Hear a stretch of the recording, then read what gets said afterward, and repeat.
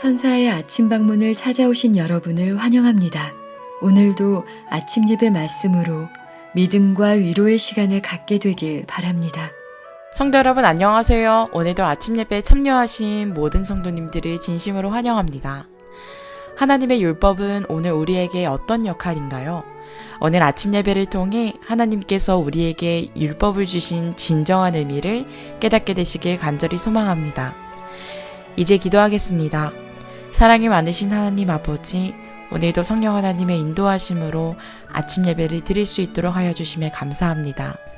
또한 오늘 하루의 시작을 말씀으로 시작할 수 있도록 이끌어 주심에 감사합니다. 오늘 받은 말씀대로 주님을 신뢰하고 따라갈 수 있도록 도와주시옵소서.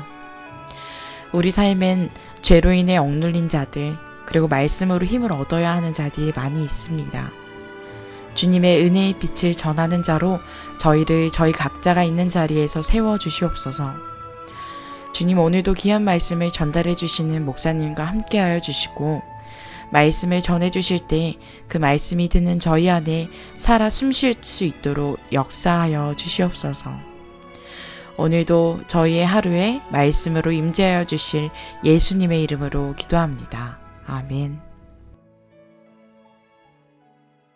안녕하십니까? 오늘 말씀의 제목은 보호의 장벽이 되는 율법입니다. 현대인들은 이 법으로 구속당하는 것을 싫어합니다. 그래서 하나님의 법이 하라 하지 마라 해도 참 그것을 힘들게 생각합니다. 하나님의 법을 간섭으로 받아들입니다. 그래서 하나님의 법을 멍해로 느끼게 되는 것입니다. 오늘 말씀을 통해서 그리스도인들이 반드시 이해해야 할 중요한 진리가 나타납니다. 그것은 하나님의 율법이 무엇이고 우리는 그것을 어떤 눈으로 바라봐야 되는가 하는 문제입니다. 오늘 본문 성경절 읽겠습니다. 시편 119편 1절입니다. 행위가 완전하여 여호와의 법에 행하는 자가 복이 있으며. 자, 여기 놀라운 말씀이 있죠? 여호와의 법대로 완전하게 행하는 자가 복이 있다고 했습니다. 많은 분들이 이런 말을 지적하면서 항의를 합니다. 구약성경은 행위를 중요시하는 율법이 아닙니까? 우리가 구약성경을 그렇게 읽어야 합니까? 행위가 아니라 은혜로 구원받는 것 아닙니까? 하는 말을 하죠. 그것은 오해입니다. 행위가 완전하다는 것은 마음과 행위가 같다는 것입니다. 위선하지 않고 외식하지 않는다는 것입니다. 그것이 행위의 완전입니다. 마음이 하나님을 사랑해야 행위의 아름다운 열매가 맺는 것입니다. 그것이 행위의 완전입니다. 행위가 또 완전하다는 것은 완벽함을 얘기하는 것이 아닙니다. 다시 말해서 실수도 없고 부족함도 없이 완벽하다는 뜻이 아닙니다. 행위가 완전하다는 것은 하나님의 말씀과 성령께서 인도하는 대로 내 마음과 행위가 따라간다는 것입니다. 물론 우리가 부족해서 넘어질 수 있겠죠. 그럴 때는 우리가 주 앞에 나가 죄를 고백하고 회개해야 합니다. 그것이 행위가 완전한 자의 태도입니다. 행위가 완전하다는 것은 내가 의도적으로 하나님의 말씀과 계명을 거절하고 밀어내지 않는다는 것입니다. 실수할 수 있습니다. 그러나 의도적으로 거절하고 밀어내고 저항하지 않는 것입니다. 그것이 행위가 완전한 자입니다. 당연하죠. 참된 거듭남과 참된 신앙을 따라가는 분들은 당연히 그런 신앙을 추구하게 될 것입니다. 우주의 위대한 통치자신 하나님께서 만물을 법 아래 두셨다. 작은 꽃과 높이 솟은 참나무, 모래알과 해변, 햇빛과 소나무, 바람과 기, 이 모든 것은 자연의 법칙에 순종한다. 하나님께서는 자연계를 창조하시면서 법칙을 정해주셨습니다. 물은 위에서 아래로 흐르는 법칙을 주셨고, 물은 수증기가 되면 공중에 올라가라는 법을 주셨습니다. 그리고 그것은 구름이 돼서 또 비가 돼서 땅으로 떨어지라는 법을 주셨습니다.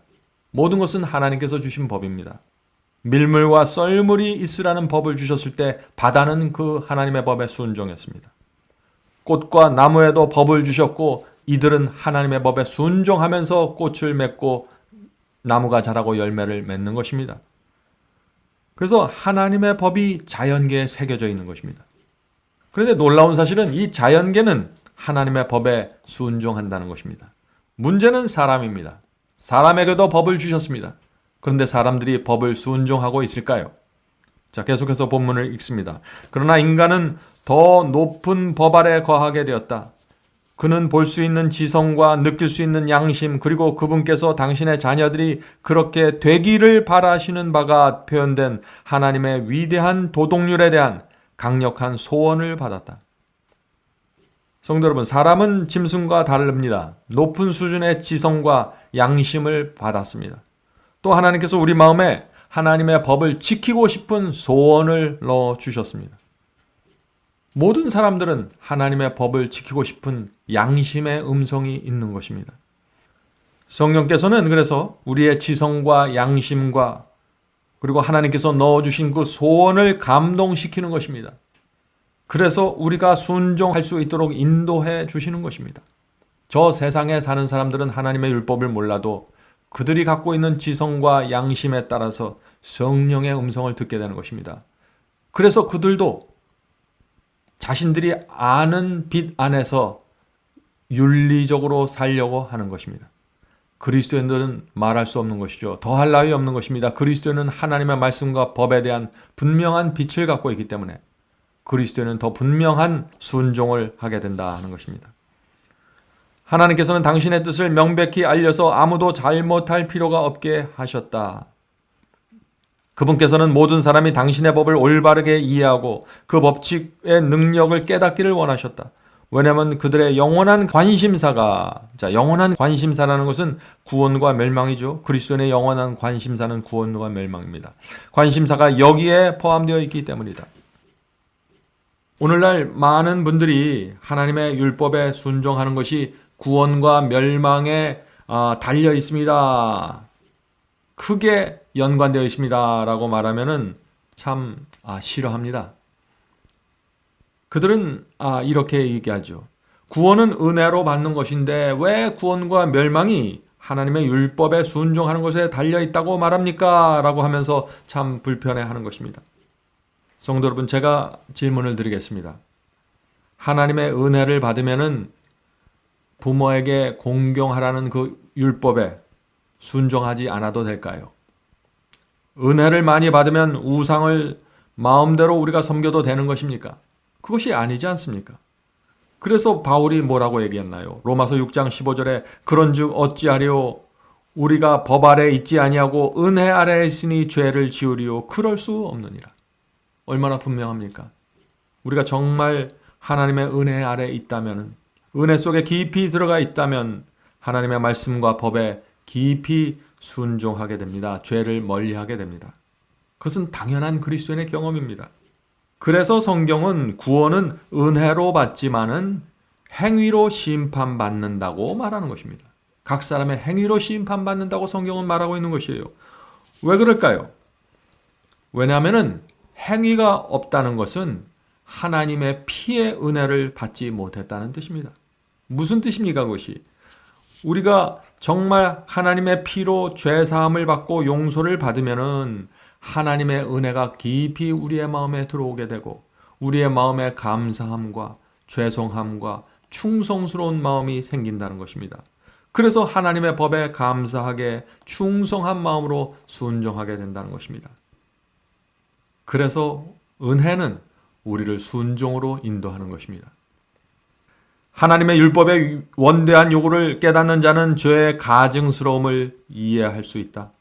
그리하여 하나님의 요구에 대한 그의 개념이 높아지면 높아질수록 자신에게 허락된 용서에 대한 감사는 더욱더 커질 것이다. 성도 여러분, 우리가 정말 하나님의 마음을 이해하면은, 하나님의 마음을 정말 이해하면은 하나님의 말씀과 법에 순종하게 됩니다. 우리가 하나님의 마음을 알기 때문입니다. 성도 여러분, 지금 하나님과 사탄의 전쟁이 벌어지고 있습니다. 그 전쟁은 하늘에서 벌어졌지만 이 땅으로 에덴 동산으로 내려왔고 지금 지구 역사 6,000년 동안 그 전쟁이 지금 벌어지고 있는 것입니다. 그 전쟁의 이슈는 무엇입니까? 그 전쟁은 에덴 동산에서 그대로 나타났죠. 하나님께서는 선악과를 따먹지 말라는 법을 주셨는데 사탄은 그것을 먹어도 된다는 사탄의 법을 주었는 것입니다. 그래서 우리 앞에 이 두 가지 법이 있는 것입니다. 우리가 하나님의 법을 따라가면은 우리는 순종의 자녀로 구원받는 것이고, 사탄이 주는 거짓 법을 따라가면 우리는 멸망에 들어가게 되는 것입니다. 아주 단순한 것입니다. 그래서 로마서 6장 16절에 너희 자신을 종으로 내주어 누구에게 순종하든지 그 순종하는 자의 종이 되는 줄 너희가 알지 못하느냐고 말하는 것입니다. 순종의 종으로 의의 의고 죄의 종으로 사막에 이른다는 것입니다. 성경은 아주 단순합니다. 자, 그런데 여기에 문제가 있습니다. 그것은 이것이죠. 죄인은 그 자신의 힘으로 하나님의 요구를 충족시킬 수 없다. 그는 자신을 위하여 속전을 지불하신 분께로 가서 도움을 청해야 된다.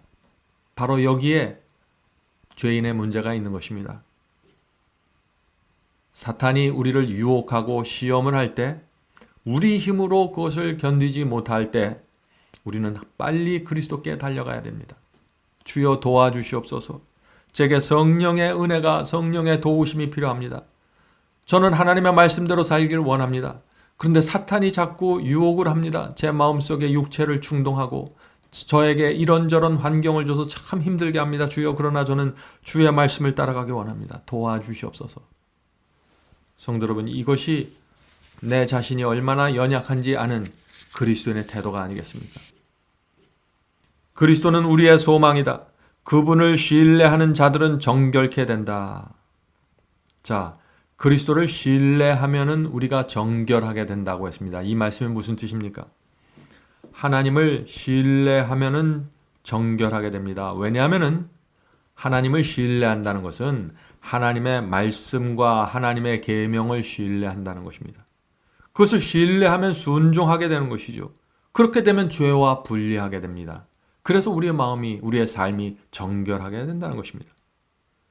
하나님의 영 성령께서 우리의 양심과 지성에 호소하실 때 순종하면은 죄를 밀어내고 정결하게 됩니다. 이것이 그리스도인의 삶과 마음이 정결하게 되는 비결입니다. 순종하십시오. 그렇게 되면은 정결함이 이루어집니다. 그것은 단순한 것입니다. 자, 또 중요한 말씀을 읽겠습니다. 십계명의 율법은 금지의 측면에서 바라볼 것이 아니고 자비의 측면에서 바라보아야 한다. 오늘날 기독교에서는 이 십계명의 율법을 아주 금지의 측면으로, 부정적인 눈으로 바라봅니다. 자비의 눈으로 바라보질 못해요. 성도 여러분, 잘 생각해 보세요.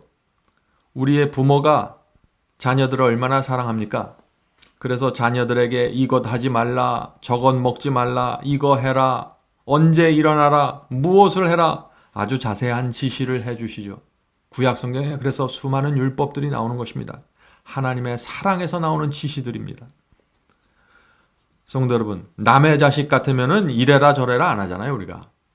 그런데 내 자식이니까, 내가 배를 아파서 난 내 자식이니까 내가 간섭하고 막는 것입니다. 이것은 하라고 재촉하는 것입니다. 이것이 금지인가요? 사랑입니다. 이것이 자비입니다. 내 자식이 잘되고 안전하고 보호받기 위해서 사고 나지 말라고 부모들이 쫓아다니면서 이래라 저래라 하지 않습니까? 하나님께서 그래서 구약 성경에 또 신약 성경에 하나님의 말씀을 새겨주시고 십계명을 돌비에 새겨주셔서 이렇게 하라 저렇게 하라 말씀해 주시는 것입니다. 그 말씀 안에 거하는 자들은 안전하고 보호를 받고 승리하게 되는 것입니다.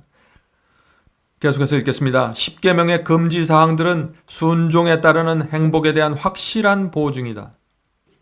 성도 여러분, 십계명에서 뭐 하지 말라 뭐 하지 말라 하는 이런 금지 사항들은 행복에 대한 보증이라고 했습니다. 자, 이 말씀이 무슨 뜻입니까? 십계명에서 하지 말라는 것에 순종하면은 복을 받고 행복해집니다. 거짓말하지 말라라는 계명에 순종하면은 복을 받고 행복한 삶을 살게 됩니다. 우상을 섬기지 말라는 하나님의 계명에 순종하면 복을 받고 행복해집니다. 성도 여러분, 사탄이 기독교에 뿌려놓은 거짓 복음에 속지 마십시오. 오늘날 많은 기독교에서 이 율법에 대한 거짓말을, 거짓 복음을 나눠주고 있는데 그것은 하나님의 율법에 순종하면 저주를 받는다는 것입니다. 하나님의 율법에 순종하는 것은 율법주의라고 말하는 것입니다. 그것은 거짓말입니다. 하나님께서는 우리에게 율법이라는 울타리를 높이 세워주셔서 너희들이 이 안에 있으면 보호함을 받는다. 이 안에 있을 때 너희의 영혼의 평안이 있고 양심의 가책을 받지 않게 되고 사탄의 공격으로부터 보호받을 수 있다. 부디 자녀들아 이 안에 머물러 있어라 하고 주시는 것이 하나님의 말씀과 계명이 아닌가요? 우리가 어떻게 해야 될까요? 자, 오늘 말씀 묵상의 마지막 말씀 읽겠습니다. 율법은 순종하는 자에게는 보호의 장벽이 된다. 우리는 십계명을 통해 사람들에게 변할 수 없는 의의 원칙을 보여주심으로써 범법에서 비롯되는 악에서 그들을 지켜주고자 하는 하나님의 선하심을 본다. 성도 여러분, 하나님의 율법과 하나님의 계명에서 우리는 하나님의 선하신 마음을 볼 수 있게 됩니다. 하나님의 법은 우리를 보호하는 울타리와 같습니다. 이 울타리는요, 그 울타리 속에 누가 들어가 있느냐에 따라서 전혀 다르게 느껴지게 됩니다. 자, 예를 들어보죠.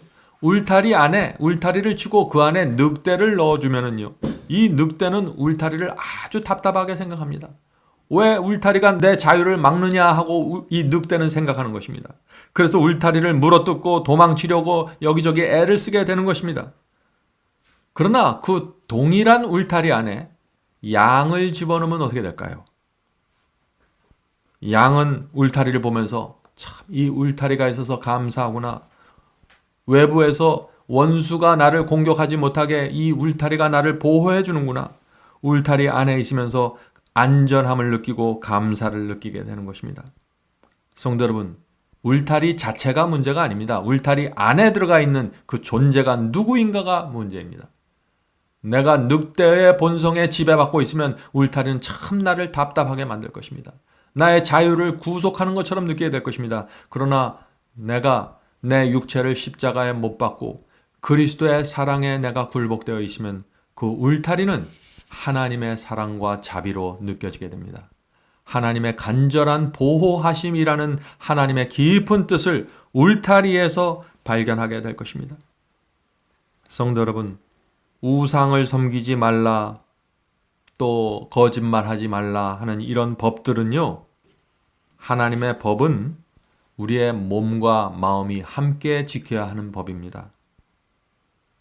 하나님의 사랑과 은혜가 우리의 마음을 감동시키면은 우리는 하나님의 십계명을 몸과 마음을 다하여 지키게 되는 것입니다.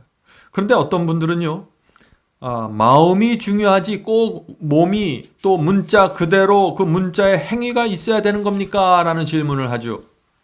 그것은 오해입니다. 십계명은 반드시 우리의 몸과 마음과 행위로 지켜야 되는 것입니다. 거짓말하지 말라는 법을 마음으로만 지키면 될까요? 우리의 입이 거짓말하지 말아야 되죠. 우리의 마음과 입이 함께 가야 되는 것입니다. 우상을 섬기지 말라는 것 마음으로만 지키면 될까요?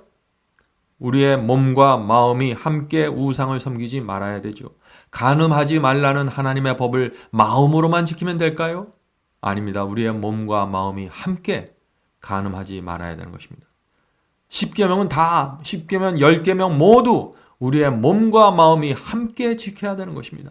그것이 우리가 진심으로 하나님을 사랑하는 표현입니다.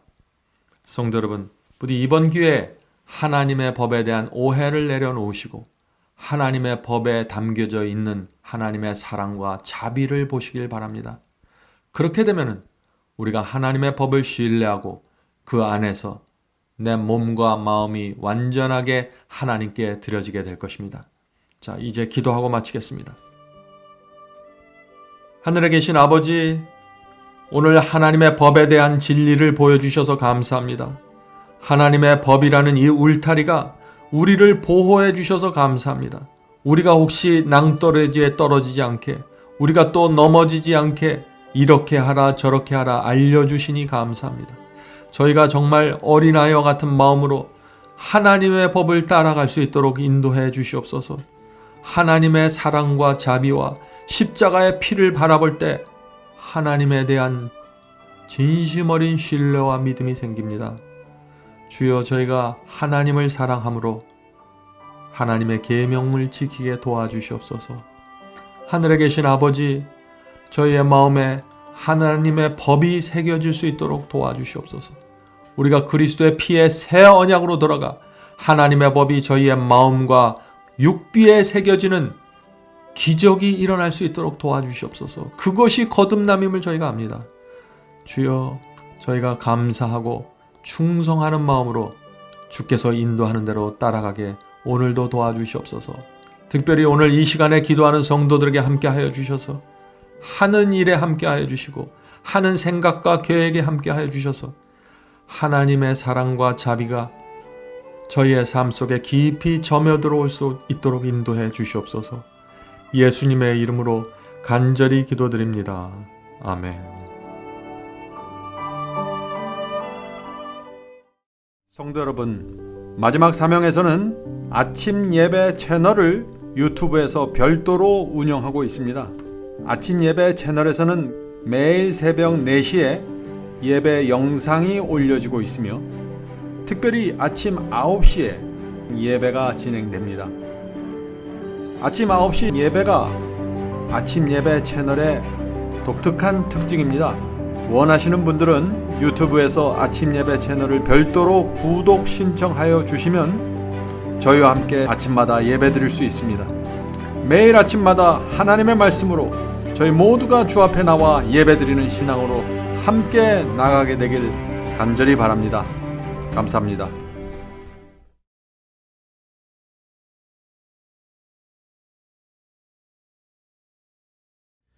죄짐 맡은 우리 구주 어찌 좋은 친구인지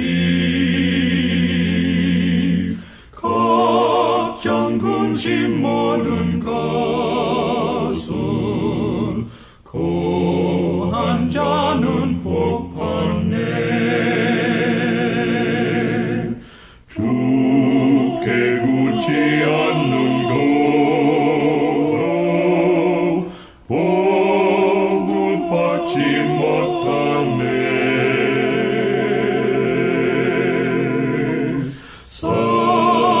사람들이 어찌하여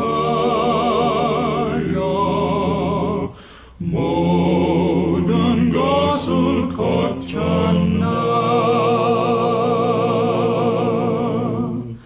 시험 걱정 모든 괴로움 없는 사람 누군가.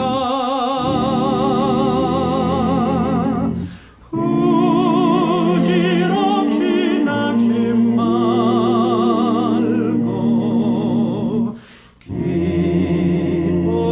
기도하려고 하세.